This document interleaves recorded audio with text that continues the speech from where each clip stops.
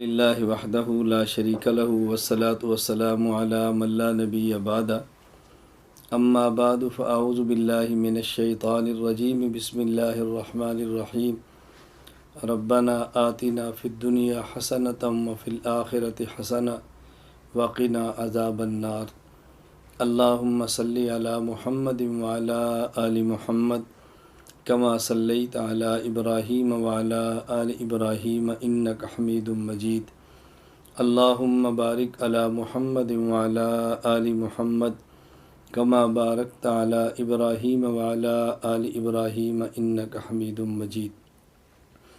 ہم اللہ رب العزت سے دعا مانگتے ہیں اللہ تعالی ہماری دنیا بھی بہتر اور اچھی بنا دے، اللہ رب العزت ہماری آخرت بھی اچھی بنا دے۔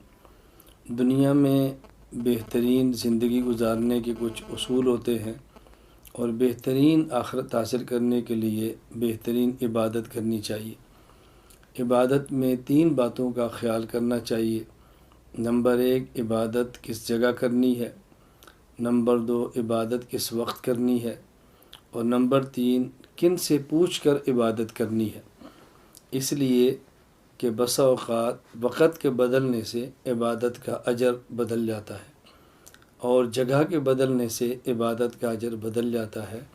تو کسی شریعت کے ماہر سے پوچھنا چاہیے کہ اس موقع پر کون سی عبادت کریں۔ میں اس مختصر سی تمہید کے بعد یہ بات عرض کرنا چاہ رہا ہوں کہ 15 شعبان کی رات، جسے عام طور پر شب برات کہا جاتا ہے، شب کا معنی ہے رات اور برات کا معنی ہے بری ہونا، یعنی شب برات ایک ایسی رات ہے 15ویں شعبان کی کہ جس میں آدمی توبہ صحیح معنوں میں کرے تو اپنے گناہوں سے پاک اور صاف ہو جاتا ہے۔ مختلف احادیث شب برات کے بارے میں آئی ہیں۔ حضور اکرم صلی اللہ علیہ وسلم کے سارے مبارک ارشادات کو جمع کریں، ساری روایات کو جمع کریں، احادیث کو جمع کریں، تو اس میں 2 باتیں ہمیں سمجھ آتی ہیں۔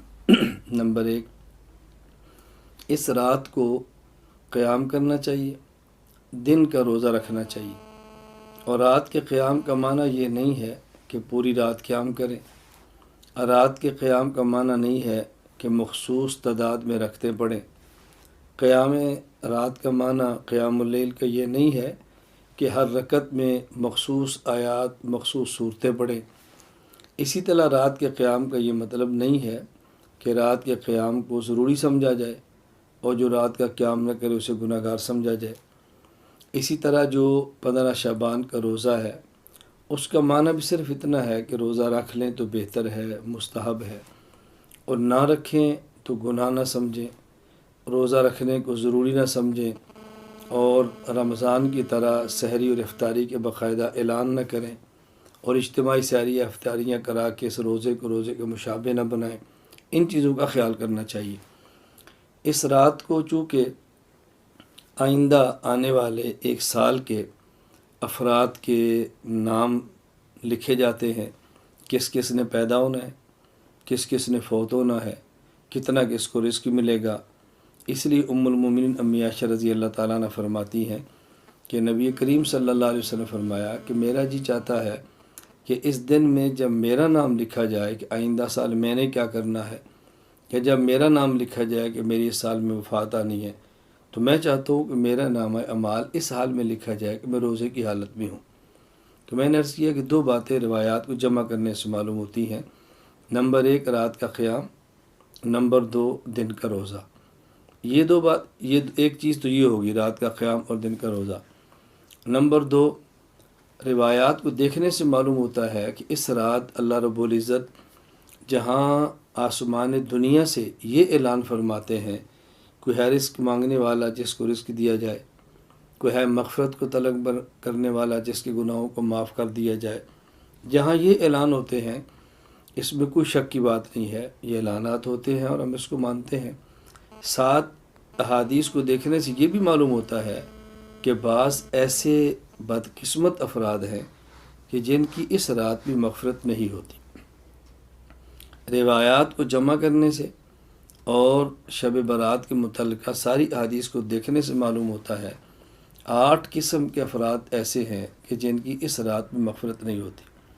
نمبر 1، مشرک، جو اللہ کے علاوہ کسی کو حاجت روا سمجھے، اللہ کے علاوہ کسی کو مشکل کشا سمجھے، اللہ کے علاوہ کسی کو عالم الغیب سمجھے، اللہ کی ذات کے علاوہ کسی بت یا جانور کی پوجا کرے، یہ مشرک ہے، اس کی مغفرت نہیں ہوتی۔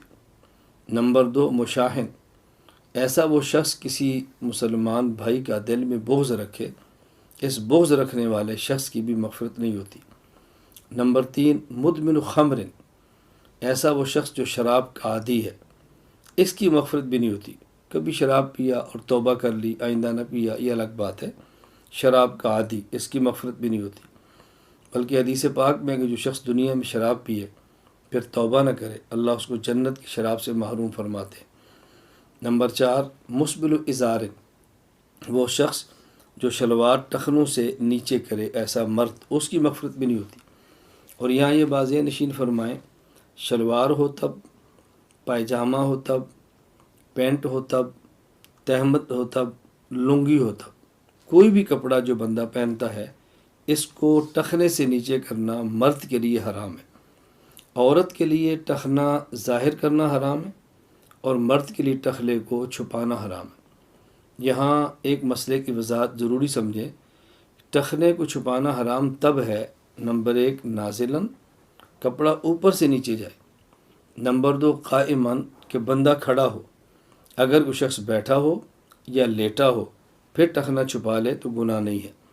اسی طرح جراب یا موزہ جو نیچے سے اوپر کی طرف آتا ہے پہن لے، ٹخنا چھپا لے، تب بھی گناہ نہیں ہے۔ تو ایک وہ شخص جو ٹخنا چھپاتا ہے، اس کی مغفرت نہیں ہوتی۔ نمبر 5، قاتل، ناحق کسی کو قتل کرنے والا، اس کی مغفرت نہیں ہوتی۔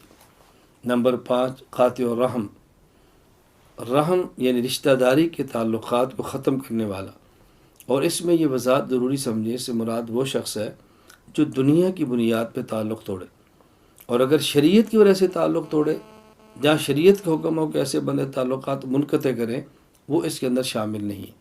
کبھی رشتے کا جھگڑا، کبھی زمین کا جھگڑا، کبھی کوئی خاندان برادری کا جھگڑا، ان معاملات پہ تعلقات توڑنا ہی ٹھیک نہیں ہے۔ کسی سے رشتہ مانگا ہے، ان نے نہیں دیا تو ہمیشہ کے لیے بولنا چھوڑ دیا، کیوں نہیں دیا؟ ان کی مرضی ہے، بیٹی ہے ان کی مرضی ہے، بیٹا ہے، وہ رشتہ دیتے ہیں تو ٹھیک ہے، نہیں دیتے تو ان کی مرضی ہے، اس پر تعلقات ختم نہیں کیے جا سکتے۔ اسی طرح عاق الوالدین، عاق، نافرمان، ماں کا نافرمان یا والد کا نافرمان یا دونوں کا نافرمان، اس رات اس شخص کی بھی اللہ مغفرت نہیں فرماتے۔ اسی طرح 8واں، وہ شخص جو زنا کرے، حدیث پاک میں زانیہ کے لفظ ہے، عورت، زنا کرنے والی۔ جو حکم زانیہ عورت کا ہے وہ حکم زانی مرد کا ہے۔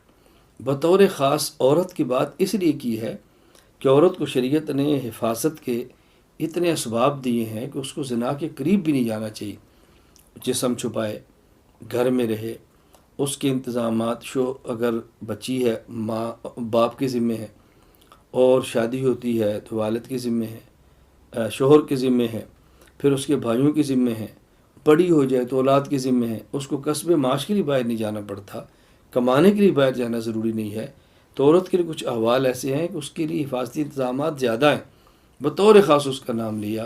بہرحال زنا کا عادی مرد ہو یا عورت، ان کی مغفرت بھی رات نہیں ہوتی، باقی تمام کی مغفرت ہو جاتی ہے۔ اس رات میں اور دن میں اللہ توفیق عطا فرمائے تو رات کا قیام کریں، حسب استطاعت نوافل پڑھیں، اور اللہ توفیق دے تو حسب استطاعت دن کا روزہ رکھیں۔